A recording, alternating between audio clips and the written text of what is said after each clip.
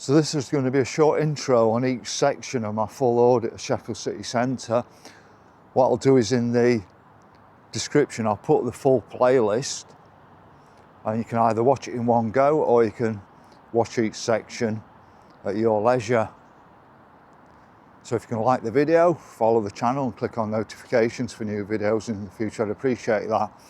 And I'll take all mid-roll adverts off for you. In front of us. I've got a worldwide audience.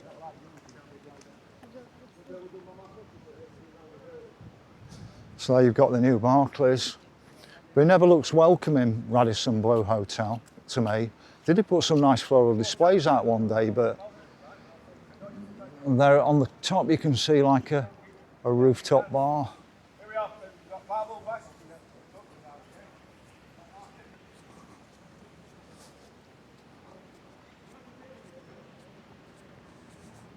So Peace Gardens grass came right up to here and right up to St Paul's Parade at the bottom.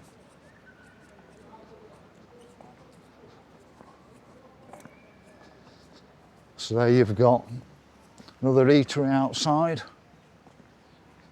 Just looking at the time. Oh, it might be 10 past 10. I thought it was. God, I can't believe it's Wednesday, 10 past 10. Another ice cream van. Well, that's what I don't like. Somebody's winding people up, vlogging them. And that's the problem. People like me who don't go winding people up get the aggro because of people like that.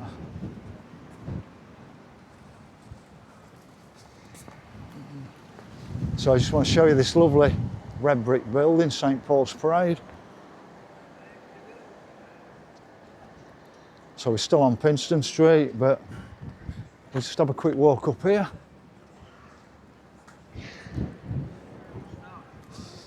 So I'm walking as though I'm walking to the old Emery's pub.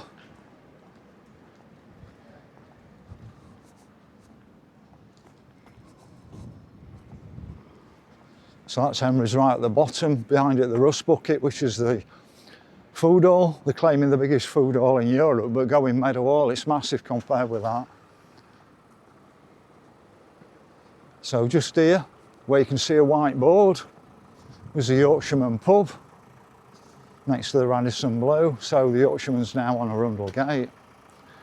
So that's another old building. They condemned that building and knocked it down. Back end of the Salvation Army, and I think the council now own the Salvation Army building. They acquired it off the guy. We'll just go a bit further along to the bottom of Cambridge Street.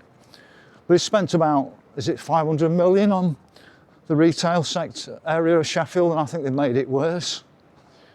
Because when I look at Cambridge Street, it's absolutely dead. Behind it, you can see a black building, that's the Elshaw House. And it's the first zero carbon building, but they can't tell you how much carbon it saves a year versus how much carbon went in the construction.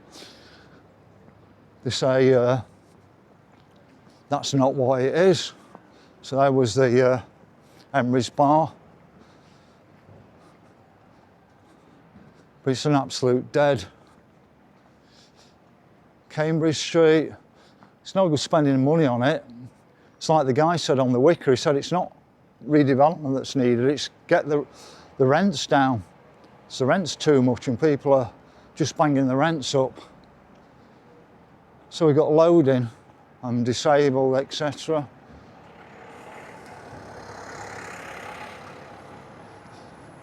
But just ahead of us is the Grosvenor HQ of HSBC.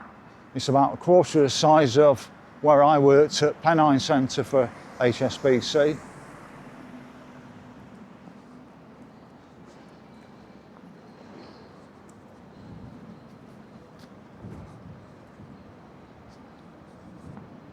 Now the Grosvenor Hotel was here, bit of a skyscraper hotel. But look at these metal posts just here, and if I just walk quickly up here, where you see Elshaw House, this black building on the right, it says Capital, which is a bar, and the guy was having to use a device to move his stuff from a van elsewhere. So he got like a trolley with wheels, and he was moving his stock from further away to here, because nobody's thought about people running businesses. It's absolute madness. So there's Elshaw House.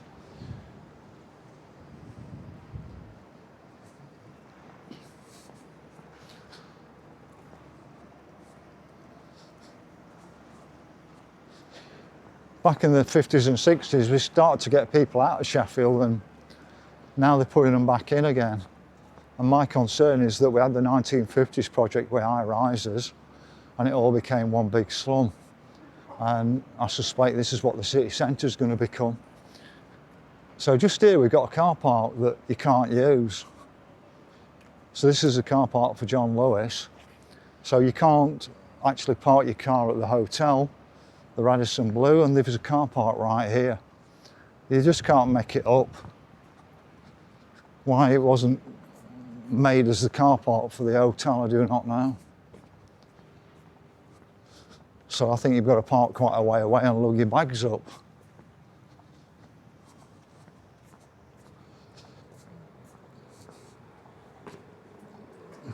I think this is Cross Burgess Street, and the Yorkshireman was on Burgess Street just behind the Salvation Army, but it's well worth showing you the Salvation Army building. But it should be safe.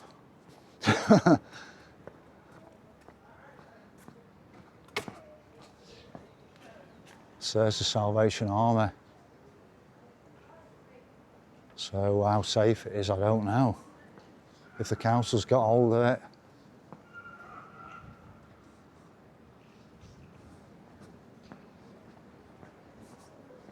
But somebody was saying that nobody would be walking the streets at this time. But there was a lot of shoppers in the past at this time. So yeah, we'd gone to work. I worked in Sheffield for 15 years, but we still came out at various times throughout the day if we had to. But there was also a lot of people shopping throughout the day as well, even on a Monday. So where it says Julia Hare was Suggs Sports.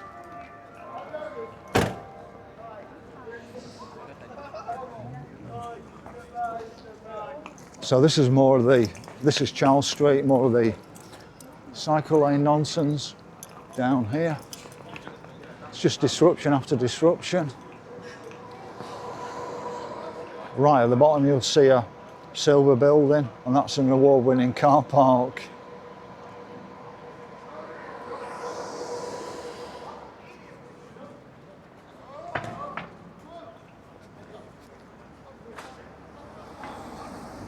So most of these new units are not actually open. You've got a few like the Yard. I think you've got an hairdresser's just up there. But they're really struggling to fill them up, certainly. Henry's up there, that's not full.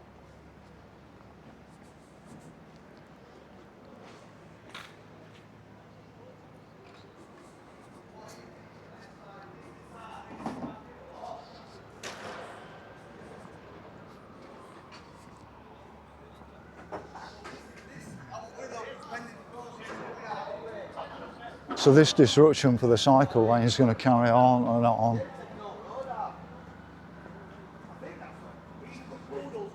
I think same again, I think costs have doubled on this as well. Is it from 10 to 20 million? Correct me if I'm wrong on that, but like I said, more empty units. More empty units.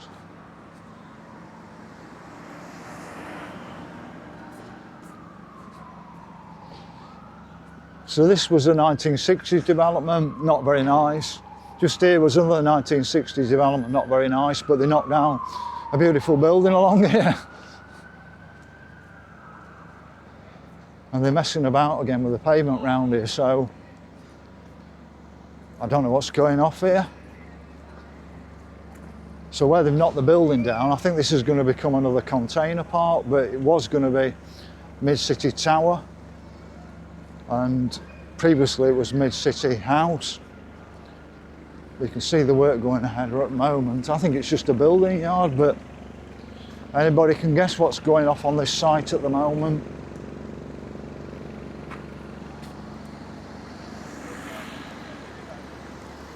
Front view of the Grosvenor House, but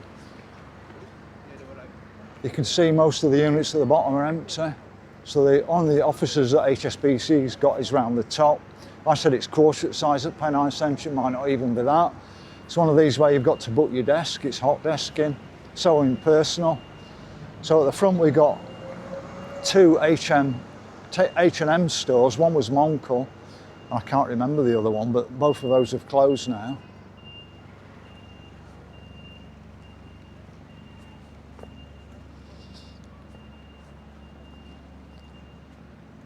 So we're on Charles Street now, but there used to be, from here, there used to be an arcade called Cambridge Arcade that took you through to Union Street, beautiful arcade, which they knocked down with a beautiful building all along here in the 60s. So yes, we had the Germans in the war, but the council's done far more damage than the Germans ever did.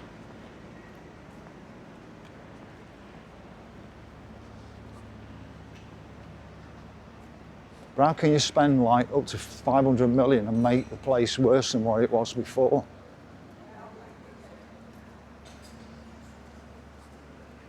Just looking if that's another empty shop there. That looks empty, doesn't it?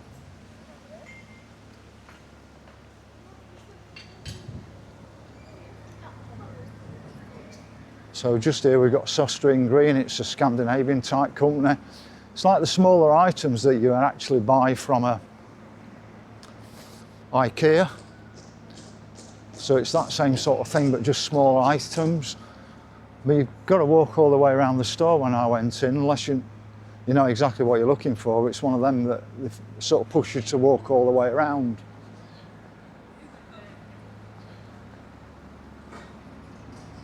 So what's that? Lucium Yak. Where's all the Sheffield names gone?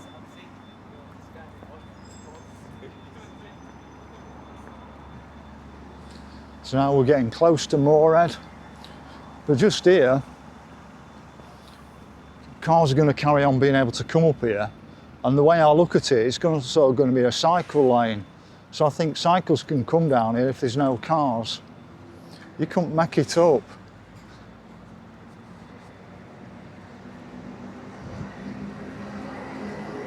So just here where H&M is, I thought this was going to be a cinema originally, but it never happened. It became an H&M. But the back end of it used to be Redgate's. So there was two different buildings, but this one white building is now one building. It used to be two separate buildings. And the building at the left-hand side was like the blue offices you've got. That was our fantastic Redgate's went into the ground, and I think it was 3 levels. So this is what we're being left with. I remember this area being a McDonald's. Used to have a McDonald's occasionally after I've been out at night. So they're Grosvenor House again. So we've got Debenhams here. Now Debenhams closed second lockdown like John Lewis. I think Marks and Spencer's ought to move here because I think it would give them a bit more of a chance with footfall. Because the Moor is the only busy area in Sheffield, even though I don't like it anymore. But I think the lease on this one's been bought out by the people who actually own the Moor, because it's not the council who own the Moor. So the lease, I think, has been bought out by the Moor owners. I think it was about a 30 or 40 year lease. So let's have a walk down.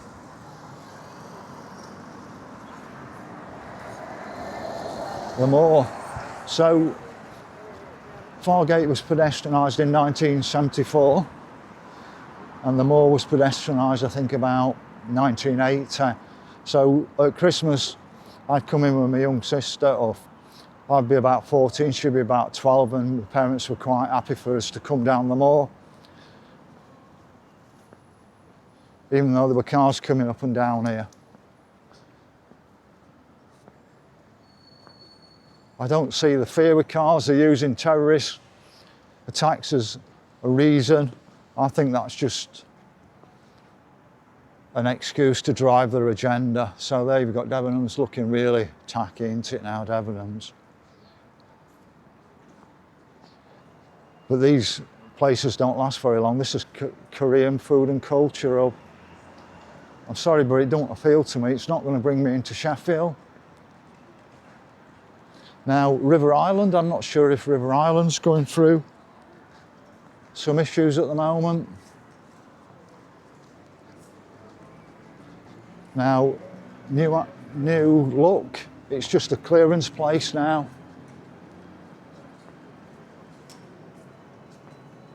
That's just a clearance place. You've got River Island just there. You get a different slant with this camera.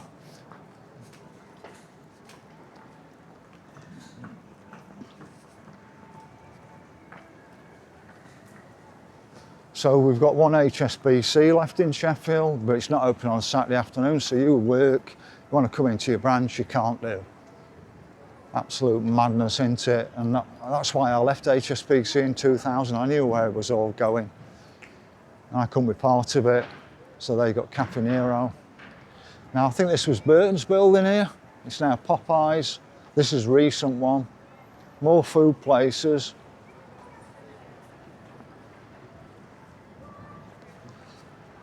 These back streets were absolutely packed with shops. It didn't just end here. I'm not even going to bother coming down here, but you got an NCP, but all these back streets on either side, there was industrial places and you could park your car up at weekends. So there we got the Light Cinema. Now it is quite good in the Light Cinema. They're not big cinemas, but they've got big screens, comfortable chairs. The only problem is there's nothing on at the cinema anymore that I'd want to watch. So I never come, but that is a good cinema, I can show you on that.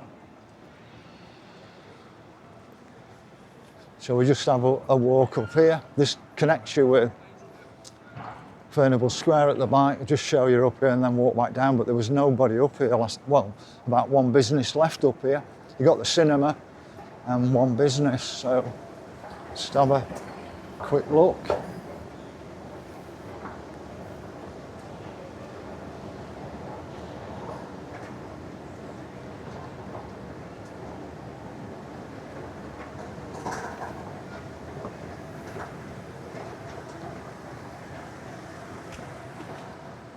All enquiries, nothing there. Maybe a food, yeah, there's a food place there, but there's nothing on the M1 there. That looks closed. This is the entranceway to the cinema. And then you've just got the Boom Battle Bar. So that's it, this big new development, other than cinema. Boom Battle Bar. And this food place here, that's only 3 units in operation. So as a native Sheffielder born in 1964, I was already feeling in 2000 that Sheffield was no longer my city. I came back in lockdown to see if I could do anything, but my words of warning haven't been listened to. So here we've got next. I hate these silly food places down the middle. There's plenty of empty shops to leave this place so uncluttered, but you've got these food places. But find me a Sheffield brand on the high street. It used to be all Sheffield brands. So we've got Hello Japan, that's not opened.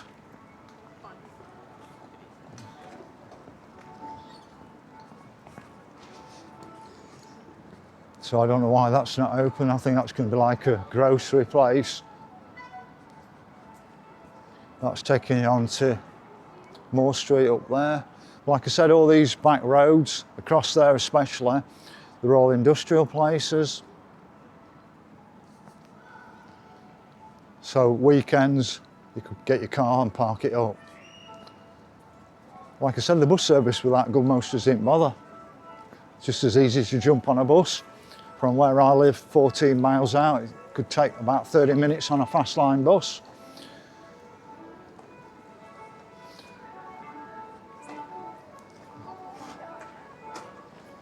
I mean, nothing is there to bring you here. I mean, Boots look so tacky nowadays to what I remember Boots.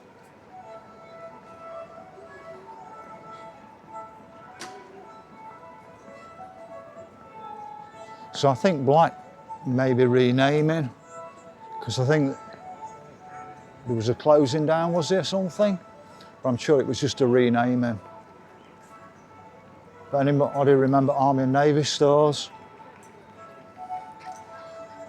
So now we've got the outdoor market. Sorry, not the outdoor market, the indoor market. We're coming to the outdoor market. But it's nothing like the Castle Market and the Sheaf Market.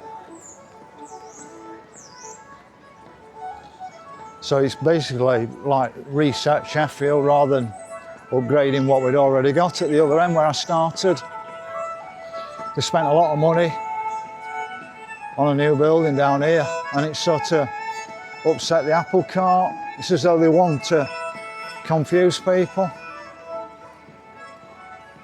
So Atkinson's was another bomb store in the war. It's a local name, the only local department store we have left. They're trying, but it looks very tired to how I remember Atkinson's. It used to be absolutely beautiful at Christmas, Atkinson's, but they are trying, and it's still a Sheffield family name. So that's a positive one. So the outdoor market's not open, but it's dwindling, this outdoor market. It looks about half the size it used to be. So Miss Amersham told me about the Entertainer was closing down. Now, I had a look at the Entertainer, and what he said is they'd had a big dividend of about 15 million, but the profits were only about 5 or 6 million. And now they're giving the company to the staff in a kind of trust. So I don't know what's going off there. I don't know if they're covering up that they've took out more money than there was the profits, but whether it'll survive, you know, if they put it into a trust for the staff, I don't know. Could be a really novel concept, giving back to the staff, but I don't know. Hey? I used to get surprises. Oh, right. Look at it, Iceland, Poundland. I mean, Sports Direct, we had Sug Sports. There must have been other local names as well. It's quite a nice day, isn't it? I think it's going to rain in the afternoon, so I've got my filming out before it starts raining.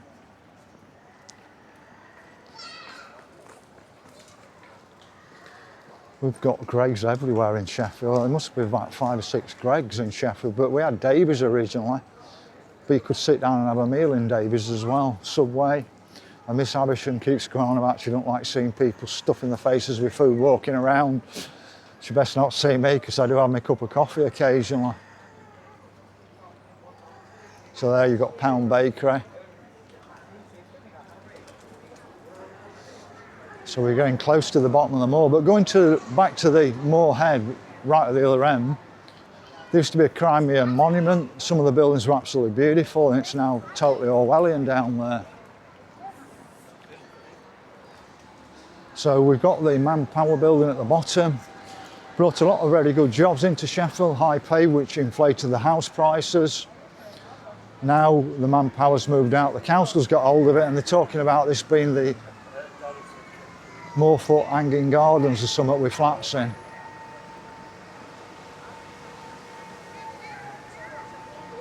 At least they've got a Union Jack on it. Blooming heck, what's going off in Sheffield? A Union Jack on it? Are they coming out Are they raising the flag with the rest of us? So there we've got pound world, £1. But look at the dystopian thing.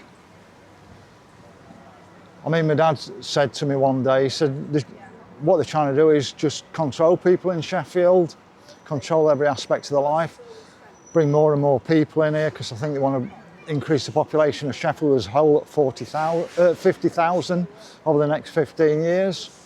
So they're going to put them all in rabbit hutches around Sheffield city centre. So this last bit is going to be another park just here. What they're going to do is take out from the El Paso across to the international area and down to the bottom end where Dempsey's Bar is. They're going to take that area out and make a big park here at the bottom for the flats here. We'll have a quick walk down right to the bottom of the moor.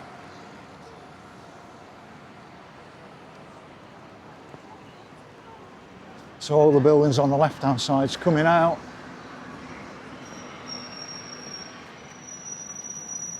And one of the issues is there used to be a walkway under this Moorfoot building, because this used to connect through with trams and everything. So they kept the walkway open and then they closed it on security grounds. But you can get into that area still if you're going to be that type of person. So to me it was absolute madness closing it down, because what it's done is it was drawing people down the centre of here, through there, down to London Road, and now they all walk around the edge. So it doesn't help the shops so much. So we got this sculpture, I think it cost about 30 grand, and it don't work anymore. And at the time it was built, I just said that would have been the price of my 2-bedroom house, detached. So this is going to be the hanging gardens of Moorfoot. I'm sorry, but there's no way I'm living in there. So that's it, that's a tour of Sheffield city centre. So I've seen one policeman. I can't see me coming back every other week now. It'll probably be once a month into Sheffield, because everything's ground to a halt. And it no longer feels like my city at all. It used to be such a buzz on a Saturday afternoon coming down Sheffield. It was the place to be if you went to the football match. You'd come downtown. So that's it, over and out from Sheffield city centre. If you like the video, follow the channel and click on notifications for new videos in the future. I'd appreciate that. If you don't click on the bell, you won't get the new notifications. You'll have to come back to the channel. So that's it, over and out from Sheffield.